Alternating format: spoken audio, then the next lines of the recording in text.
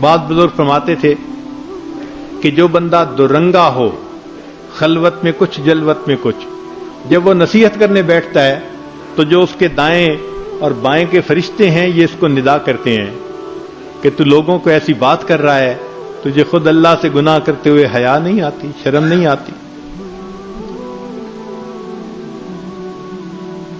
لقمان علیہ السلام نے بیٹے کو ایک نصیحت کی، فرمایا بیٹے گناہ کا ارادہ کرے تو آسمان کی طرف دیکھ کہ کس محسن کی نافرمانی کر رہا ہے، گناہ کا ارادہ کرے تو کس کی طرف دیکھ؟ آسمان کی طرف دیکھ۔ گناہ کا ارادہ کرے تو آسمان کی طرف دیکھ، اگر یہ نہیں تو اپنے ارد گرد دیکھ، یعنی لوگوں کا ہی حیا کر لے۔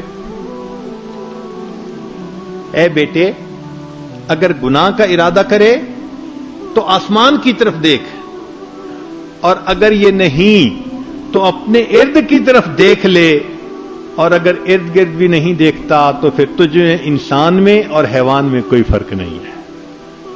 یہ تو حیوان ہوتا ہے نا، اس کو کیا حیا؟ تو جو انسان نہ اللہ کا حیا کرے نہ مخلوق کا حیا کرے، انسان نہیں، حقیقی معنوں میں وہ حیوان ہے۔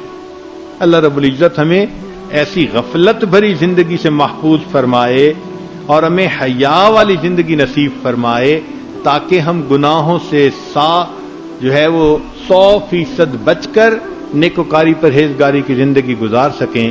وآخر دعوانا ان الحمد للہ رب العالمین۔